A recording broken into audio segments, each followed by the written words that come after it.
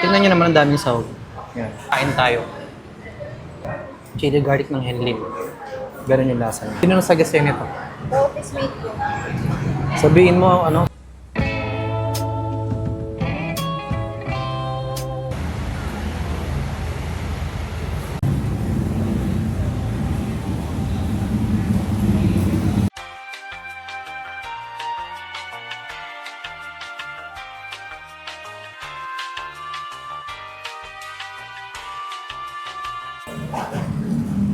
Orders complete na.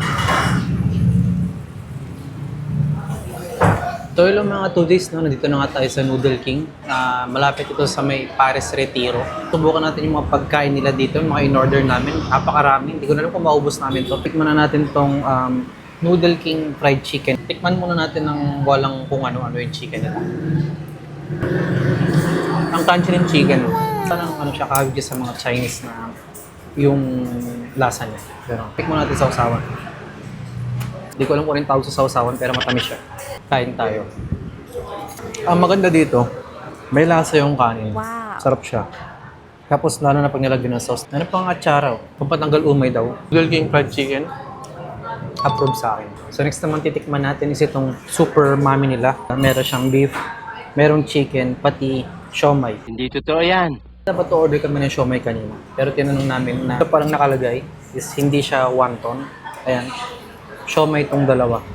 Pero parang mukha siyang wonton. Parang gusto ko tuloy bumili ng siomay. Try natin yung siomay. So, tikman na natin. Sarap ng sabaw. Tikman naman natin itong beef. May litid-litid pa yan. Napakalambot. Gusto ko talaga yung mga ganitong mga beef na meron litid. Kasi syempre, chicken. Walang lasa. Joke lang. Hindi.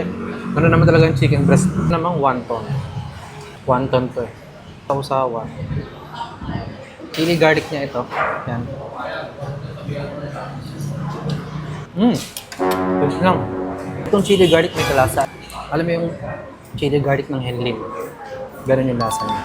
Tikman na natin ng the perfect bite. Ano yung pinaka-perfect bite na magagawa ko? Kain tayo. Mas lalong sumarap nung nilagyan ko ng chili garlic.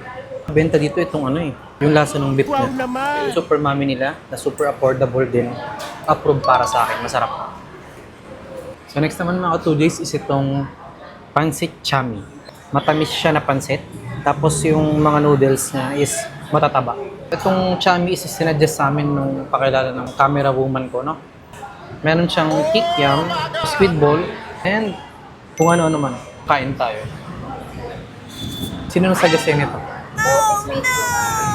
Sabihin mo, ang galing niya.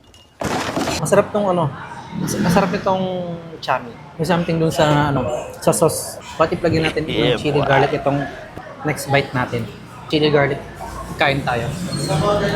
Perfection. Masarap. Yung chami na pancit, approve para sa akin. Masarap. Next naman is itong siomay nila. Kaya kami umorder ng siomay kasi parang nung pagkatikim ko nga nitong noodles, wonton siya eh. Ayan, ito. Magkaiba siya. Kaya umorder kami ng separate na siomay. Tikiman time na. Kainin mo natin ng walang sauce. Alam mo yung lasa ng asado? Parang ganun. Next, sasawsaw na natin sa chili garlic. Kain tayo ulit. Siomay, hindi ko siya ganun kagusto. Hindi ko trip yung texture ng siomay. So yung siomay, okay lang. So next naman mga 2 days is itong sizzling sisig. Makikita nyo, yung sisig namin is lumamig na. Init to kanina, sin sobrang init. Kain tayo. Sarap ng sisig nila. May katamisan, may alat. Tapos akala ko nga kanina manghang. Kasi kung makikita nyo, maraming sili. So ito natin, hindi naman natin talaga siya sili. Parang ano siya eh. Ano? Parang bell pepper, gano'n. Marami lang siyang red. Mukha lang siyang intimidating kainin. Pero, hindi siya mangang at saka flavorful. Perfect bite. Kain tayo. Masarap. Alam mo, ngayon ko lang na ano yung lasa ng butter. May mga crunchy part. Itong sisig sa akin, approve. Meron tayong tanong na ano, kung babalikan o hindi babalikan. Ang sabi ko sa Noodle King sa May Retiro is babalikan. Sulit yung price, tapos sa dami pa ng serving, kung may kita niyo. Ayan. Masarap yung mami, promise. Nagustuhan ko ding isa is itong chan. Masarap.